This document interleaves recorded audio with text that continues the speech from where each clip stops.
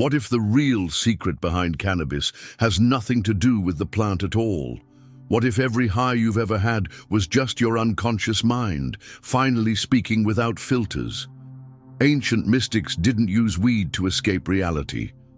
They used it to confront it, to face their demons, decode visions, and transcend the ego.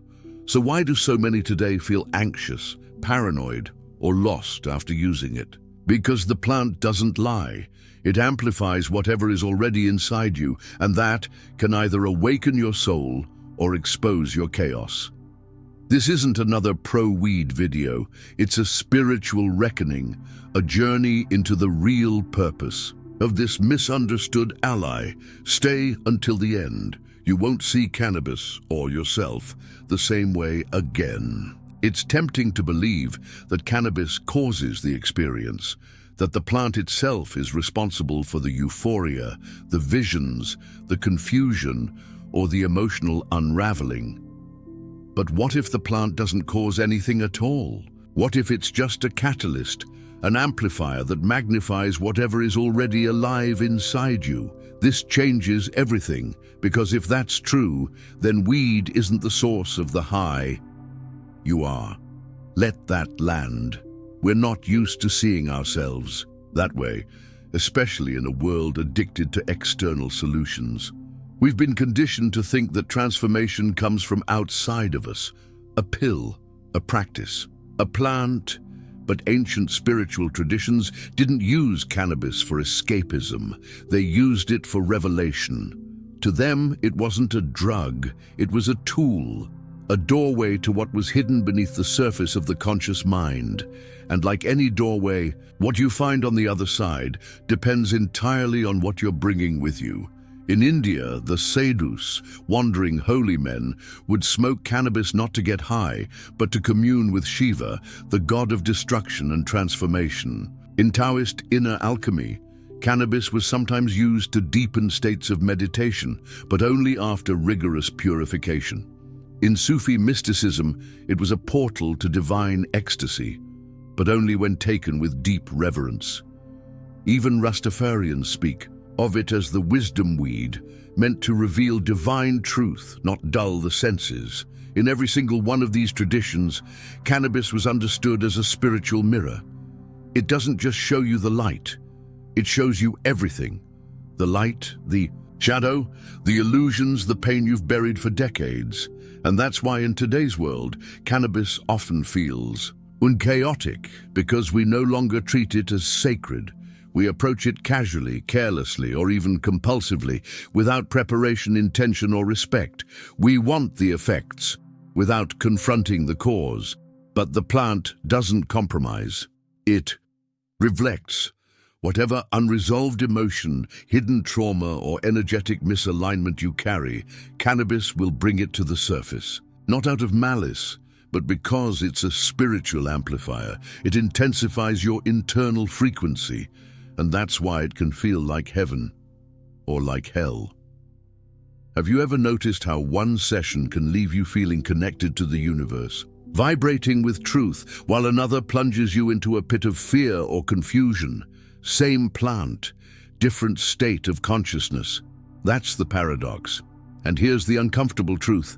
It was never about the weed. It was always about you. When used with reverence, cannabis can deepen your awareness, loosen the ego, and reveal the layers of reality you normally overlook. But when used without inner clarity, it simply magnifies your confusion. Imagine standing in front of a giant amplifier with a guitar. If your strings are tuned and your song is pure, the amplifier creates music that moves people. But if your strings are broken, the amplifier doesn't fix them. It just broadcasts the distortion louder. Cannabis is that amplifier. And your mind is the instrument. This is why the question isn't, should I use weed for spiritual growth? The real question is, can I handle what the plant will show me about myself? Because it won't show you something new. It will show you what's already there. The parts of yourself you've ignored, rejected, or numbed. The fear, the grief, the childhood pain, the illusions you've been clinging to. Cannabis is not a healer, it's a revealer. and what it reveals is the truth you've been avoiding. So when someone says, "I had a bad trip," what they really mean is, "I wasn't ready to face what the mirror showed me." This is why the ancients prepared themselves before entering ceremony. They fasted, they meditated, they prayed, they cleansed their bodies and calmed their minds, not because they were superstitious, but because they understood that inner clarity determines the quality of the experience. And that's what we've forgotten. We live in a culture that glorifies quick access to altered states, but shuns the inner discipline required to receive their messages. We want to fly, but we've forgotten how to ground. We want visions, but we refuse to clean the lens. We want healing, but we don't want to feel. But here's the invitation. What if the discomfort you feel after smoking isn't a sign something's wrong, but a signal that something is trying to come through? What if cannabis isn't meant to make you feel good, but to show you what's in the way of your goodness, your clarity, your peace, your alignment? What if the anxiety, the looping thoughts, the existential dread isn't a side effect but the message itself? Would you still want to light up? Or would you prepare differently, mentally, emotionally, energetically, before inviting such a powerful teacher into your consciousness? Cannabis isn't the destination. It's the magnifying glass. It doesn't create anything. It reveals everything. And whether you see beauty or chaos through that lens depends on how ready you are to see yourself, fully, honestly, and without filters. So next time you feel high, ask yourself, what exactly is being lifted? Your consciousness, your illusions, your unresolved pain, because the plant isn't changing you. It's showing you what's already there. Before cannabis became a product, before it was packaged, marketed, and mass-consumed, it was something else entirely. It was sacred, and in many cultures, it still is. Long before Western science gave it labels like psychoactive or hallucinogen, cannabis was seen as a bridge, a plant that could help the human soul commune with something greater, the divine, the self, the cosmos, but only if you approached it the right way. In ancient India, cannabis was associated with Shiva, the deity, of transformation, destruction, and cosmic dance. Sadhus, wandering mystics, would not casually smoke for fun. They used charas or bhang during intense spiritual rituals, often after days of fasting, silence, and solitude. The plant was consumed in temples, in chants, in stillness, never in chaos. Why? Because they understood something we've forgotten. Your internal state is the altar, and the plant responds to what you bring to it. In Taoist inner alchemy, cannabis was occasionally used to expand the awareness of adepts during deep meditation. But not just anyone could use it. One had to undergo specific energy cultivation practices, qigong, breathwork, purification, to ensure the body's internal energies could withstand the plant's amplifying effects. In Sufi circles, certain sects quietly integrated cannabis into zikr, ecstatic devotional chanting. The goal was not intoxication, it was dissolution of the ego through surrender and remembrance of the divine. The plant was a helper, not a shortcut. And in Rastafarianism, perhaps one of the most publicly recognized spiritual relationships with cannabis, the plant is never used alone. It's smoked during reasoning sessions, communal gatherings filled with prayer, music, scripture, and philosophical dialogue. No one just gets high and scrolls their phone. They speak about God. They speak about truth. In each of these traditions, one principle was shared. Cannabis without preparation is like fire without training. Yes, it can illuminate, but it can also burn. It's no coincidence that sacred use always involved fasting to cleanse the body and clear the mind, silence to listen to the subtle messages the plant might reveal, intention setting to align the journey with purpose, community or spiritual container to protect, interpret, and ground the experience. Contrast that with today's culture. We smoke on impulse. We vape on the go. We consume without context, without intention, without ritual, without reverence.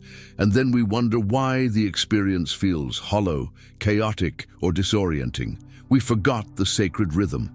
We broke the ritual. But here's the thing. Ritual isn't about superstition or dogma. It's about calibration. It's about aligning your inner world to receive what the plant wants to show you. Imagine walking into a grand cathedral. You wouldn't be yelling on your phone, tossing snacks into your mouth, or playing music out loud. You'd whisper, you'd slow your pace, you'd become more present. That's what ritual does. It shifts your frequency. It signals to the subconscious, this moment is different, this is sacred, and the plant responds accordingly. Here's something to reflect on. Have you ever tried preparing for cannabis like you would prepare for meditation? No distractions, clean space, a journal nearby, a single question in your heart. It's subtle, but that intention can completely transform what unfolds, because cannabis, when invited with respect, doesn't just activate the mind. It opens the doorway to archetypes, symbols, unresolved memories, and spiritual downloads that are usually buried beneath noise. But when used without care, it becomes noise itself. One of the biggest misconceptions in modern spirituality is that tools work on their own. But in truth, the tool is only as powerful as the hand that wields it and the mind that prepares for it. And that's what ancient traditions always understood. That power is not given freely. It's given in response to readiness. That's why cannabis was seen not as a gift, but as a test. It would not just elevate your perception. It would reveal your unworthiness to hold that elevation if you weren't aligned. And that's where things get dangerous, because without a sacred frame, people take the plant and then blame it for what they feel. I got anxious. I felt paranoid. I couldn't stop overthinking, but what if that wasn't the plant's fault? What if that was your psyche screaming to be heard, finally given a microphone through an ancient amplifier? This is the paradox of cannabis. It's gentle to the prepared and ruthless to the unprepared. And in today's world, we are deeply unprepared, not because we lack knowledge, but because we've dismissed ritual as unnecessary. We think spiritual practices are about what we do, but the ancients knew it's about how we do it, the energy behind the act, the sacredness within the silence. So the next time you think about smoking, ask yourself, what energy am I entering this space with? Am I seeking connection or escape? Have I made space for what may rise within me? Am I willing to treat this, not as entertainment, but initiation? Because if you are, the plant might just respond in ways you never imagined. And then, maybe, just maybe, you'll glimpse what the ancients knew all along, that this plant isn't here to carry you somewhere.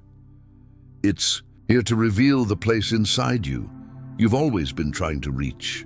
Most people don't fear the plant, they fear what it shows them, because cannabis doesn't just relax the body or expand the mind, it peels back the mask. And for many, that's terrifying.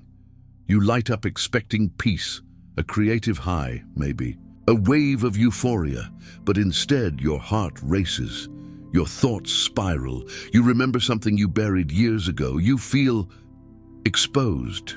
Why? Because cannabis, when taken without distraction or denial, becomes a spiritual mirror. It doesn't invent emotions, it reveals the ones you've been avoiding. This is where so many people misunderstand the plant. They say, cannabis gives me anxiety, it makes me paranoid, it ruins my vibe. But what if the plant didn't give you anything? What if it's simply turning the volume up on what was already there? Fear, loneliness, guilt, grief, confusion. These emotions often live under the surface, repressed and ignored. You don't see them during your daily scroll through social media. You don't feel them while you're working or running errands. But when you smoke, and everything else quiets. Down, those feelings finally have space to speak, and they speak loudly. This is what Carl Jung meant when he said, "Until you make the unconscious conscious, it will direct your life, and you will call it fate." Cannabis, used intentionally, brings the unconscious to light. It lifts the veil and forces you to confront your shadow. The shadow is the part of you that carries your wounds, your trauma, your suppressed memories, your denied desires. It's the storage room of the soul, the one you keep locked because you're afraid of what's inside, but the plant unlocks the door, not to harm you, but to heal you, and that healing doesn't always look like bliss. Sometimes it looks like emotional chaos. Sometimes it looks like shaking, crying, remembering. Sometimes it looks like sitting in silence while every thought screams. This is the mirror effect of cannabis. It reflects what you need to see, not what you want to see. And that's why the same plant that gives one person joy gives another person panic. It's not about the strain. It's not about THC versus CBD. It's about the self. Here's the raw truth most people aren't ready for. The plant doesn't lie. It just doesn't care about your illusions. And this is where modern spirituality often fails. We're told to raise our vibration and stay in the light. But that's not healing. That's avoidance dressed as positivity. Real healing begins when you face the dark. Cannabis invites you to do exactly that. But without guidance, ritual, or understanding, most people get scared and run. They numb it with distractions. They blame the plant, or they turn away just before the breakthrough. That's why people often say, "I used to enjoy weed, but now it makes me anxious." Of course it does, because back then you were just skimming the surface. But now the plant wants to go deeper. It's no longer interested in giving you a good time. It wants to show you what's blocking your growth. That tension in your chest, that memory that resurfaced out of nowhere, that sudden wave of fear. These are messages. The question is, will you listen, or will you smoke again tomorrow hoping to feel better while avoiding the very thing that could actually set you free? This is why integration matters. When the mirror shows you something painful, don't run. Reflect, write, meditate, ask, where have I felt this before? What part of me is still holding on? What am I finally ready to release? Because cannabis doesn't just reveal pain, it opens the door to processing it if you're willing to do the work. And here's the most powerful part. Once you begin facing your shadow consciously, the plant shifts, the anxiety eases, the paranoia dissolves, and in its place comes clarity, creativity, insight, and a deep inner calm. Why? Because the mirror no longer terrifies you. You've begun to accept what's reflected. You're no longer afraid of your truth, and that's when the real magic happens.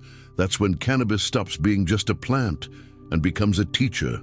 But like any teacher, it won't coddle you. It won't lie to you. It won't let you escape your own lessons. It will show you exactly what's in the way of your peace, exactly what you're still avoiding, exactly what still needs to be integrated. And that, my friend, is sacred work. So next time the plant brings up fear, next time you feel overwhelmed, uncomfortable, or cracked open, don't ask, "What's wrong with the weed?" Ask, "What is it trying to show me about me?" Because the mirror doesn't break you, it reveals the cracks that were already there, so you can finally begin to heal. Something strange has happened to cannabis. What was once sacred has become a spectacle. It's gone from ceremony to commodity, from sacrament to something you casually DoorDash with snacks and a movie. And while legalization and accessibility have opened doors for many, something essential got lost along the way: reverence. Today, cannabis is everywhere. It's glamorized in music, normalized in memes, sold like candy, and celebrated as a lifestyle.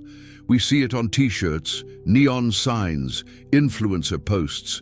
But in the midst of all this noise, the spirit of the plant, its role as a sacred amplifier of consciousness, has been buried under layers of irony, escapism, and overuse. Let's be honest. How many people actually smoke to deepen their awareness, connect with the divine, or process their inner shadows? And how many are just trying to numb out, pass time, or avoid what's bubbling beneath the surface? This is the shift from medicine to entertainment, and the consequences are more spiritual than we realize. You see, when a tool designed to reveal truth is used for distraction, the result isn't neutral. It's distortion. Cannabis used without intention can lead to spiritual bypassing, emotional inflation, false insights mistaken for awakening, a dependency on the state of being high rather than integrating the message of the experience. This is what some mystics call spiritual inflation. It's when people experience vivid thoughts, intense sensations, or a sense of cosmic connection, and assume they've become enlightened, but without grounding, without reflection, integration, or transformation in real life.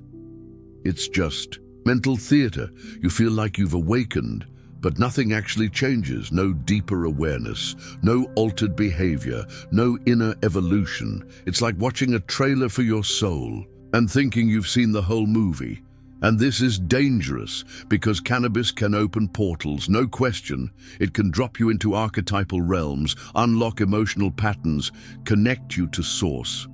But only if you're ready to receive the insight and do the work that comes after. Without that, it becomes an endless loop. Get high, feel good or feel nothing, come down, repeat. It becomes a false ritual, one that mimics transcendence but delivers stagnation. You keep lighting the sacred fire, but forget to walk through it. This is why so many spiritual seekers hit a wall. They meditate high, they journal high, they even perform rituals high. But the insights remain in the clouds. Because what matters isn't just the state you access, it's what you bring back into the world. How do you live after the experience? What choices change? What parts of yourself get restructured? If you're not integrating, you're escaping, even if the escape looks spiritual. This is the new danger, aesthetic spirituality. It looks sacred, it sounds deep, it feels powerful, but it's hollow.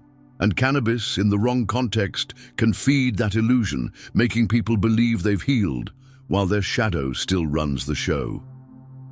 So what happened? How did we go from sacred rituals and divine communion to wake and bake memes and spiritual bypassing? It's not the plant's fault, it's the absence of structure. In traditional cultures, cannabis was never taken in isolation. There were guides, there were elders, there were containers, rituals that shaped the experience and grounded it in meaning. Today, most people consume alone. No ceremony, no preparation, no community, no interpretation, just you. And whatever chaos your subconscious decides to throw at you that day. And without a framework, the experience becomes fragmented. It may still be intense, it may still feel spiritual, but it has no roots. And without roots, you can't grow. This is why people begin to chase the high itself, rather than the insight it's meant to deliver. They believe the state is the awakening. But the truth is, awakening doesn't happen during the high. It happens after. When you sit with what was shown, when you reflect, when you change. That's the difference between sacred use and spiritual entertainment. One leads you deeper into yourself, the other distracts you from yourself. So ask yourself honestly, am I using this plant to connect or to escape? Am I honoring the message or just repeating the ritual? Am I growing or just floating? Because the plant will meet you where you are, but it will not carry you where you refuse to walk. And maybe that's the most humbling truth of all. Cannabis can show you the path, but you have to take the steps. Most people think of cannabis as something that affects the mind, but those who've worked with it deeply know that it works on something far more subtle. the energy body. Long before science began mapping neurons and brainwaves, ancient systems, like Ayurveda, Chinese medicine, and esoteric mysticism, understood the body as more than just flesh and bone. They spoke of chakras, meridians, auric fields, layers of energy flowing within and around you. And cannabis? It doesn't just alter your brain, it moves your frequency. This is why the same dose that relaxes one person can leave another spinning in a vortex of emotional overwhelm. Because the plant doesn't just enter the bloodstream, it enters the field. Your field is the unseen part of you. It's where your emotional patterns live, your traumas, your unresolved grief, your unspoken desires, your energetic signatures from past experiences. When cannabis enters that space, it's not just getting you high, it's stirring the pond, it's loosening stagnant energy, and what floats to the top isn't always pretty. This is why people often describe cannabis experiences as chaotic, disorienting, or unpredictable, because the plant is responding to what's already in you, not just chemically, but energetically. Think of your body like a house. Your physical body is the furniture, your thoughts are the lights and windows, but your energy body is the air. You can't always see it, but you feel it. Now imagine lighting incense in a room filled with stale air. Suddenly the room feels dense, the scent changes. Things rise to the surface that weren't noticeable before. That's what cannabis does to your energy body. And if that body hasn't been tended to, if it's full of unresolved emotional dust and psychic clutter, then cannabis won't just calm you. It will confront you. This is why ancient traditions emphasized energetic hygiene before using sacred plants. They understood that your system must be cleansed and grounded to safely receive what the plant amplifies. That's why fasting mattered, why chanting mattered, why breathwork and silence were considered preparation, not accessories, because you can't amplify a distorted signal and expect clarity. But today, we amplify everything without cleaning the signal first. We smoke without fasting. We scroll while high. We mix energy fields, music, memes, conversations, social media chaos without realizing how deeply these things penetrate our vibrational space. So what happens? We feel scattered, anxious, ungrounded, like our thoughts are running faster than we can track them. That's not just the weed. That's your field reacting to overstimulation without any container to hold it. The plant magnifies what's already vibrating inside you, and if that vibration is chaotic, so is the experience. Here's the paradox. The more energetically blocked you are, the more overwhelming cannabis can feel, and yet the more spiritually open you are, the more you'll start to notice its deeper effects, not just on your mind, but on your aura. For some, that means heightened intuition. For others, strange bodily sensations, vivid dreams, or sudden clarity about old emotional wounds. Some report tingling, light pressure between the eyebrows, or sensations moving along the spine. Others feel overwhelmed, even nauseous, not because the body is rejecting the plant, but because the field is being purged. This is energetic detox, and without awareness, it can feel like spiritual turbulence. So, how do you work with this? How do you use cannabis in a way that respects the energy body rather than destabilizes it? It starts with slowing down, not just in action, but in frequency. Here are practices many ancient lineages recommend before engaging with plant medicine. Breathwork clears stagnant emotional residue and activates the parasympathetic system. Grounding meditation anchors your awareness in the body so the energy has a place to settle. Fasting or light diet reduces density in the body, allowing for cleaner energetic flow.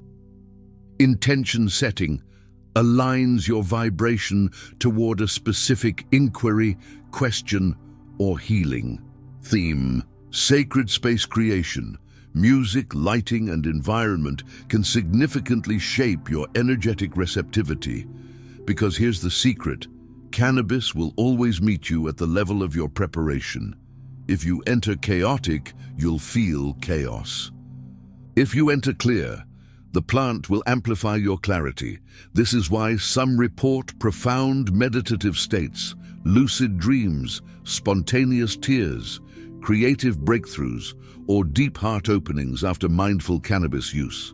It's not magic, it's resonance. Your frequency determines the dialogue the plant has with you. So instead of asking, "How much should I take?" ask, "What am I energetically prepared to hold? What have I cleared in myself so that the plant doesn't have to do it for me?" Because when energy speaks louder than thought, you'll need more than mental control. You'll need energetic integrity, and cannabis, for all its beauty and mystery, will always remind you of this. You're not just a brain, you're a field, and that field is sacred. How you tend to it determines everything. Let's ask a question that most people are too afraid to face. Are you using the plant, or is the plant using you? It sounds harsh, but stay with me. Cannabis is often introduced as a tool for awakening, for creativity, for peace. And in the beginning, it can absolutely feel like that. A sacred doorway, a friend that helps you breathe deeper, think differently, feel more alive. But over time, something shifts for many users. The connection fades, the insights dry up, the clarity dissolves, and what's left is a ritual of escape disguised as spirituality. You light up not to expand, but to avoid discomfort, to avoid stress, to avoid boredom, to avoid yourself. And here's where the real danger lies: when cannabis is no longer used to explore consciousness, but to numb it. This is the spiritual version of addiction, not always physical dependency, but energetic reliance. You begin to need the plant to feel creative, to feel connected, to feel calm, to feel anything at all. You forget how to access those states on your own. You stop trusting your natural ability to connect with spirit, silence, or inspiration without help. And slowly, you lose sovereignty over your own consciousness. The same plant that once opened doors is now quietly closing them. Because you gave it too much power. You turned the compass into a crutch. You mistook the path for the destination. This is a form of spiritual bypassing. Cannabis shows you the insight. But if you don't do the work, you just keep returning to the same doorway, hoping it will carry you through. And when it doesn't, you blame the plant, or you increase the dose, or you chase more potent strains, or you convince yourself that the experience itself is the healing. But it isn't. Healing isn't what happens during the high. It's what you do with what you saw after you come down. Did you sit with the feeling? Did you change the behavior? Did you integrate the lesson into your relationships, your habits, your choices? If not, then you're not evolving. You're looping, and every loop disguised as a ritual becomes a subtle form of self-deception. You start telling yourself, "I'm more spiritual when I'm high. I need this to access my intuition.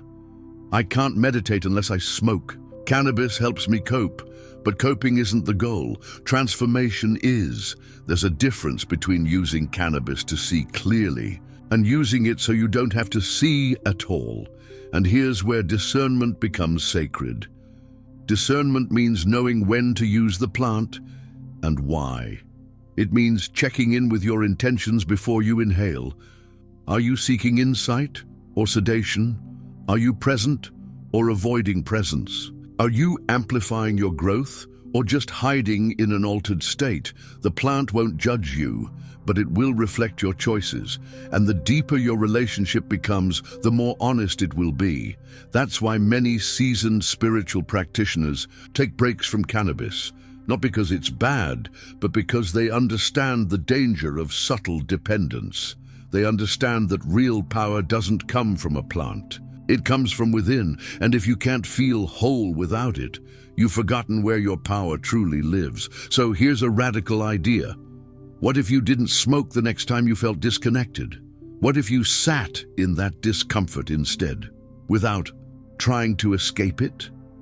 What would you learn? Because that space you're so quick to fill might be the very portal to your next breakthrough. Sometimes the most sacred ceremony is choosing to be with yourself, sober, silent, and awake, to feel the rawness, to breathe through the ache, to cry without a reason, to listen without noise. That's not weakness. That's mastery. And when you return to cannabis from that place, from sovereignty instead of need, it meets you in a whole new way. It becomes a partner, not a parent, a mirror, not a mask, a compass, not a crutch. You don't need it. You choose it, and that right there is spiritual maturity, because at the end of the day, the plant can open doors, but only you can walk through them. Only you can decide if you're using it as a flashlight or as a blindfold. So the next time you reach for the joint, ask yourself, am I expanding my soul or just silencing my symptoms? Because the plant is powerful, but you're more powerful still. There's a myth in modern spirituality that your awakening has to be a solo journey, that you must meditate alone, heal alone, integrate alone, and when it comes to cannabis, consume alone. But this wasn't always the way. In fact, the oldest spiritual traditions knew something we've forgotten. Some doors are too sacred to open without community, because certain experiences, especially those amplified by consciousness-altering plants, need containment. Not control, but space, structure, witnesses, and more than that, they need meaning. In Rastafarianism, cannabis is never consumed casually. It's smoked in reasoning sessions, sacred gatherings where people sit together, speak truth, read scripture, debate philosophy, and explore the divine. It's not about getting high. It's about lifting each other into higher awareness. There's reverence in that. There's accountability. There's context. Someone watches your energy. Someone helps interpret your experience. Someone grounds you when your ego starts to inflate. And perhaps most importantly, someone reminds you that this journey isn't just about you, it's about the we. You see, the individual experience is only one half of awakening. The other half happens through reflection, in relationships, in dialogue, in shared ritual, and this is where many modern seekers get stuck. They consume cannabis in isolation. They go deep, feel something powerful, maybe even life-changing. But when they return, there's no one there to help them process it. No elder, no ritual, no community, no translation of experience into action. And without that, the insight evaporates. It becomes just another moment. Powerful, yes, but unanchored. Like a vivid dream you forget by noon. Because truth without integration is weightless, and experience without community is often unsustainable. In ancient traditions, there were always containers, rituals, and roles that helped hold the energy of transformation. There were leaders, guides, shamans, teachers, not to dominate, but to protect, to preserve the sacredness of what was happening. You didn't just smoke and wander into traffic. You entered a space of intention, a collective agreement that this moment, this plant, this experience meant something, and that agreement created the conditions for true awakening. Because when you're in a sacred container, you feel safe enough to let go. You feel seen in your vulnerability. You feel guided when confusion arises. You feel grounded in something larger than your own ego. And in that space, cannabis becomes sacrament, not substance, not spectacle, but sacred tool used in service of something beyond the self. Now compare that to the modern norm. You're alone in your room. You spark up, you scroll through social media, you laugh, cry, spiral, dissociate. And when it's over, there's no one to ask, what did that bring up for you? No one to say, let's sit in silence together and breathe. No one to reflect your growth. No one to remind you who you're becoming. That's not wrong. But it's incomplete because human beings are tribal by nature. We awaken faster when we're held. We evolve more gracefully when we're witnessed. Even Carl Jung said, "We do not become enlightened by imagining figures of light, but by making the darkness conscious." But what he didn't always emphasize is this: sometimes you need someone else's light to help you see your darkness, and that's where community comes in. Not just to hold hands and sing songs, though sometimes, yes, that too, but to offer mirrors, to show you when you're bypassing, to call you back when you've gone too far into ego, to celebrate your growth and challenge your stagnation. And cannabis, in that context, becomes a communal medicine, a shared prayer, a collective awakening, a reminder that you are not alone in your grief, your visions, your revelations. Because if the plant is a mirror, then the people around you are the frame. They help you hold what you see. So what would it look like to bring this back? Not to imitate ancient traditions, but to restore the sacred container in a way that's real for you. Maybe it means smoking only during full moons or specific lunar cycles, gathering with trusted friends for conscious dialogue or music, opening every session with a shared intention, or closing it with reflection, dedicating the experience to healing, gratitude, or visioning, or even just having one person who checks in and says, "What did you learn today?" These things matter because they give your experience structure. They give your insights a place to land. And in a world addicted to isolation and speed, that kind of slow, shared, intentional space is revolutionary. So no, you're not meant to do this alone. Not because you can't, but because you're not supposed to. Awakening isn't a solo mission. It's a symphony. And every time you light that sacred flame with others, people who see you, hold you, reflect you, you're remembering something older than any religion, that healing is communal, that truth is relational, and that the divine often speaks through each other. At some point in the journey, the plant will fall silent, not because it's lost its power, but because it has already said what it came to say. And when that moment arrives, a quiet truth emerges. Cannabis is not the answer. It's not your awakening. It's not your guide. It's not your purpose. It's just a compass, a sacred pointer. It shows you where to look.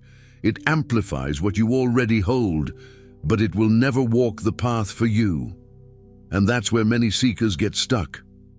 They confuse the map for the territory, the insight for the transformation, the experience for the work. But spiritual insight, no matter how profound, means nothing without embodiment. What matters isn't what you see when you're high. It's who you become when you come back down. Do you apply the lesson? Do you shift your patterns? Do you live with more honesty, more presence, more courage? Or do you light up again, hoping for another revelation, another emotional high, another escape from the discomfort of your unintegrated self? Because the truth is, the real work starts after the high fades, when the visions blur, when the feelings settle, when you're face to face with the same life, but with new eyes. And that's the test. Can you hold the insight in the ordinary moments, in traffic, in heartbreak, in boredom, in conflict, in your relationship with your body, your money, your truth? Can you ground the mystical into the mundane? Because if not, the plant has only shown you a glimpse of what's possible, not a path to get there. And that path is yours alone to walk, not stoned, not dependent, but clear, conscious, and awake. That's what true integration means. You don't just talk about truth, you live it. You don't just chase altered states, you alter your choices. You don't worship the plant, you thank it, and then move forward in. This way, cannabis is like the teacher who helped you through a dark chapter. But now it's time to graduate, to take the wisdom and become the source of it in your own life, because the most spiritual person in the room isn't the one talking about consciousness. It's the one who embodies presence in chaos, the one who listens instead of reacts, the one who honors their boundaries, their truth, their purpose. And sometimes that requires walking without any external support. Not because you don't need it, but because you're ready to remember that you are the medicine, that the clarity you seek through cannabis was always a reflection of a deeper truth inside you, one that doesn't depend on plants, one that doesn't vanish with the smoke, one that's always been whispering beneath the noise. You're already connected. You're already divine. You're already whole. The plant didn't give you that. It just cleared the fog so you could finally see it. Now, the fog is gone, and you're standing at the edge of your own path, no longer asking, what can the plant give me, but instead asking, how do I now live what I've seen? Because that's the real invitation, not to keep returning to the fire, but to become the one who carries it, not to worship the insight, but to embody it in every breath, every word, every step. So if this plant has helped you see truth, honor it, thank it, respect it. But don't idolize the tool. The tool points to the truth, but you are the one who must walk it. And that's where your freedom lives, not in the altered state, not in the ceremony, but in the smallest, quietest choices, when no one is watching, when it's just you and your integrity, you and your shadow, you and the life you're creating. So next time you ask, should I smoke? Don't ask from a place of need. Ask from a place of alignment. Ask, have I done the inner work? Is this for connection or for escape? Am I honoring this plant as a guide or using it as a way out?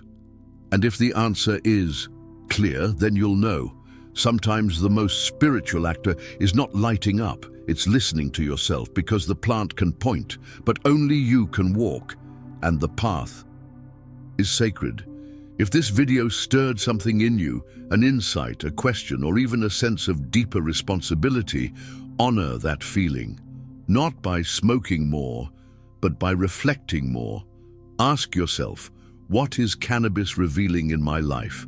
Where have I been avoiding my own wisdom? And how can I start showing up for myself with the same reverence I show the plant? If this resonated with you, take a moment to like this video, leave a comment sharing your experience, and subscribe to the channel so you don't miss what's coming next.